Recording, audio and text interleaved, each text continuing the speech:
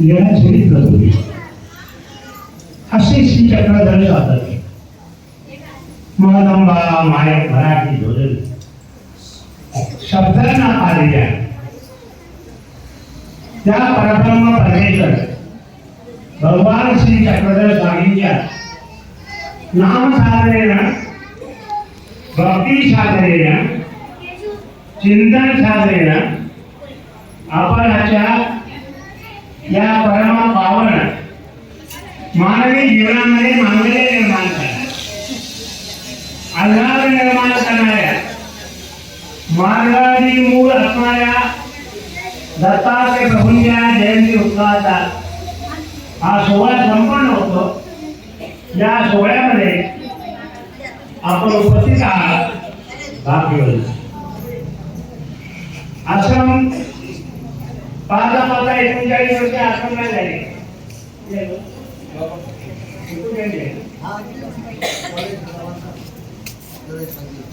39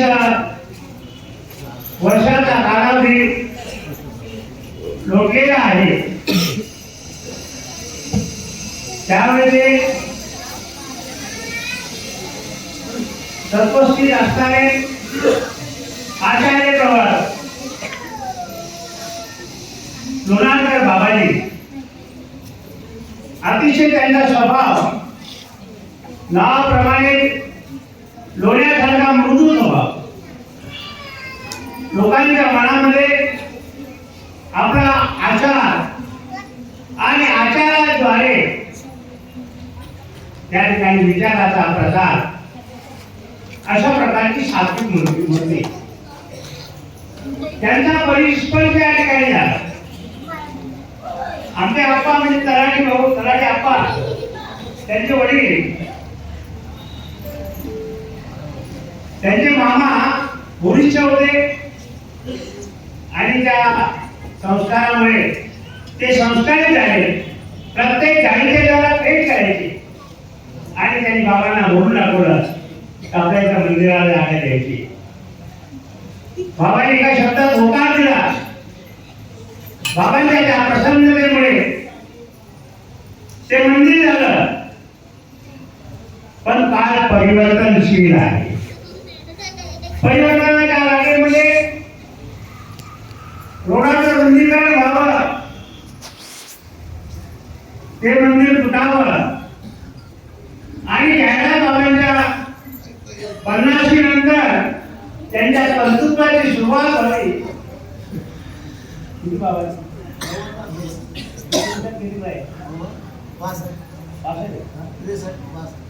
आणि मग आता 60 नंतरचा संसार म्हणजे वृद्धापकाळ.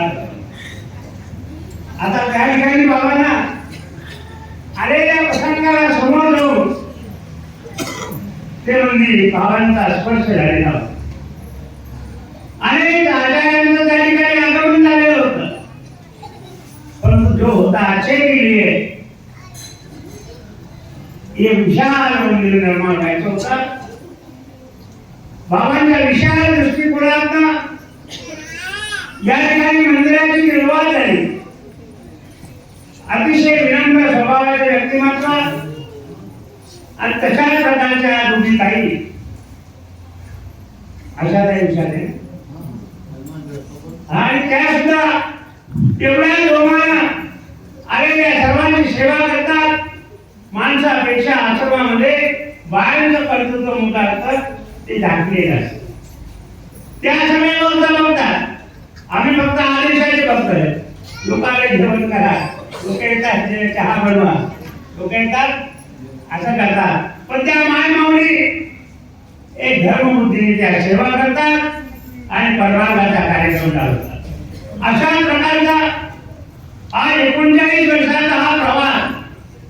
त्या प्रवासामध्ये अनेक प्रकारचे खास फलक येतात, अनेक त्रास होतो, पण न डगमगता पूर्वजन्मी ज्याचे त्यांना भावी लग्न झालं त्या संत विनायकाच्या म्हणण्याप्रमाणे पूर्वीचा दिव्य पूर्वीचा तो ज्ञानाधिकार आहे, तो भक्तीचा अधिकार आहे, सेवेचा अधिकार आहे. आणि म्हणून हे घडत असतं आमच्या श्यामाताई उत्तम प्रकारच्या वेळा सांगत होत्या. बाबांनी सांगितलं, योगिताबाई त्यांचं नाव आहे, आम्ही लहानपणी आम्हाला म्हणायचं त्यांना, आणि म्हणून त्यांचं जीवन,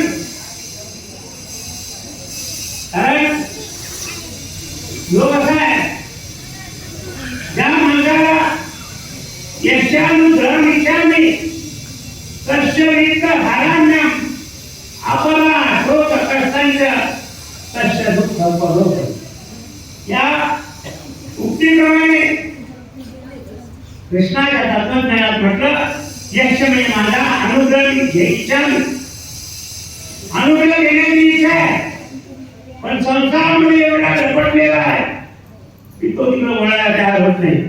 मग भगवंत म्हणतात तसे वित्तहारामी, त्याचं वित्तहारण करायचं. आपला शोक कष्ट आणि भय या तिन्ही गोष्टी उत्पन्न झाल्या, आणि मग काय होतं, तस्य दुःख, आणि मग तो माणूस तो परमेश्वराच्या मागे जातो. त्याने अत्यंत उत्तम प्रकारची लीळा या ठिकाणी सांगितली, आणि त्या राजाची ती लीळा सांगून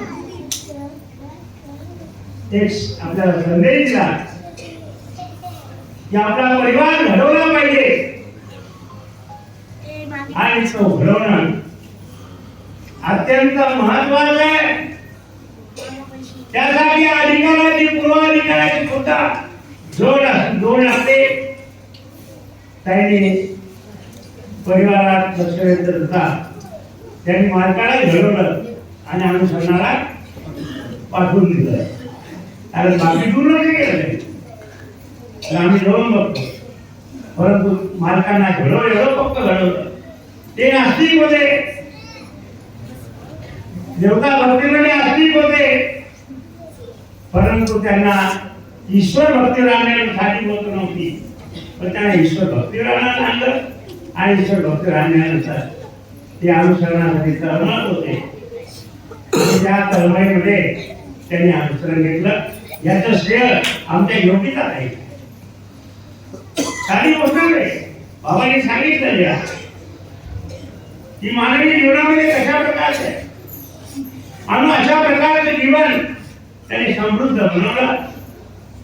त्यांचं तब्येत चांगली राहावी, त्यांच्याकडनं समाजसेवा धर्मसेवा अशी घडावी अशी अपेक्षा व्यक्त करतो.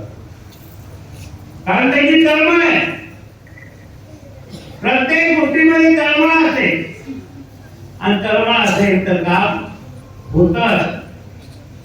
मंदिराचं काम, बाबांच्या नावाला जाहिरात बाबा, या नावाप्रमाणे अतिशय अभूतपूर्व विशाल मंदिर या ठिकाणी आता लवकर जाईल.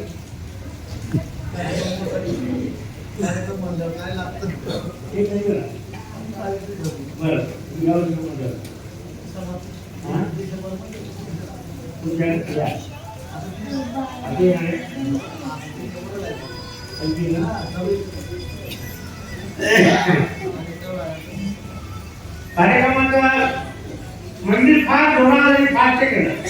1 वर्षामध्ये एवढं काम झालेलं आहे.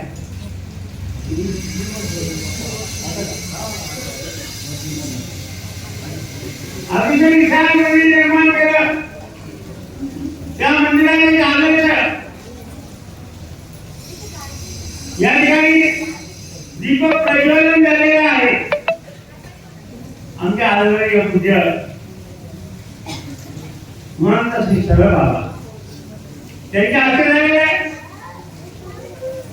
सरळ बाबा म्हणजे एक सेवाभावी व्यक्तिमत्व होता, आणि तशाच प्रकारच्या सेवाभावी व्यक्तिमत्व म्हणजे आमचे सरळ बाबाच्या हाती झालं.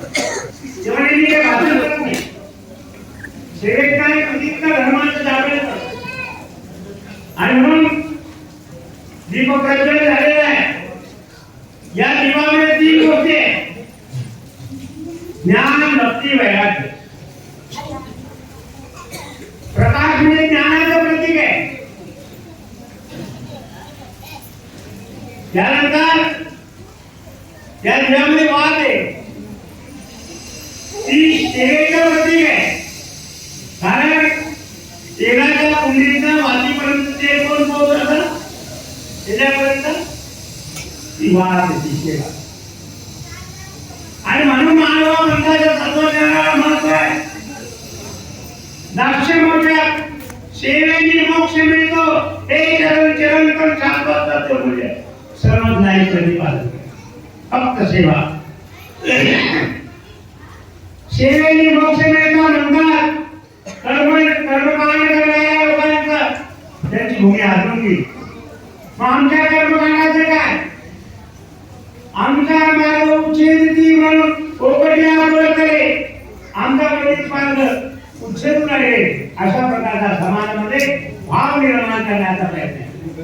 आणि म्हणून महत्वाचा मुद्दा या ठिकाणी आपल्याला बघायचा आहे. त्या ठिकाणी वाद आहे.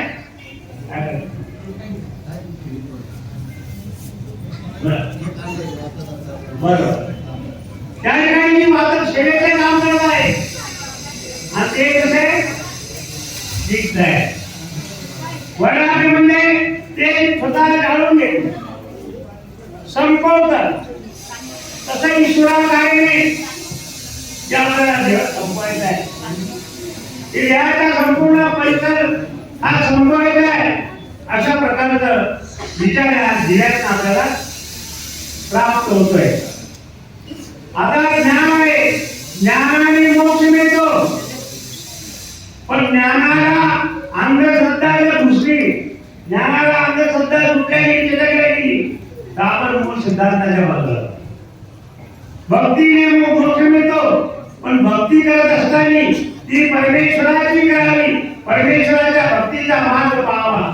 जर जीवाला देव म्हणून लागले अनेक लोक आपल्या देवला देव म्हणतात. काय करतात? आमचा बापू तमका बापू तमका बापू सगळे देवचे म्हणतात. जे जे भेटे उदर त्याची मानिले भगवंत अशा प्रकारची जी अन्य भक्ती होते. आणि त्यामुळे माणूस आधीच हसत चालतो. काय होतं? भक्तीशिवाय मुक्ती नाही.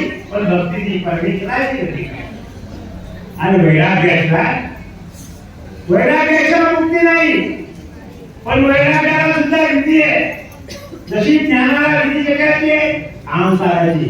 ज्ञानेश्वर म्हणतात नवला अहंकाराचे गोटी नरके विशेष अज्ञानापाठी संज्ञाना धरुणी कंठी नाना संगती नाचली.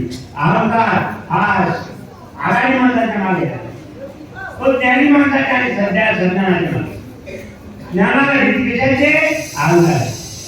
भक्तीला विधी कशाचे? अंधश्रद्धे. आणि वैराग्याला विधी कशाचे? निर्वावळे हा चिंता आणि पुढे लपून जातो अशा प्रकारचं संवर्धनाचं म्हणणं आहे. आर्थ बाबाचं आहे. आर्थ बाबाचं आणि म्हणून या ठिकाणी अत्यंत महत्वाचा विषय बाबांनी हा मंदिराचा उभा केला. बाबांच्या कर्तृत्वाला या ठिकाणी अतिशय मोठा विशाल अशा प्रकारचं एक आनंद प्राप्त होणार आहे. आणि तो आनंद आम्ही बघत आहोत. बाबा किती परिश्रम करतात. आणि बाबांच्या बरोबर मिळाले बाबांचे शिक्षक बबलू दादा आणि आमचे पप्पू दादा. बाबांच्या आदेशाचं पालन करून सदैव उभे राहतात. आणि मंदिराचं कार्य करणारे इंजिनियर आणि ते सुद्धा चांगली मिळणारी. आणि त्यानंतर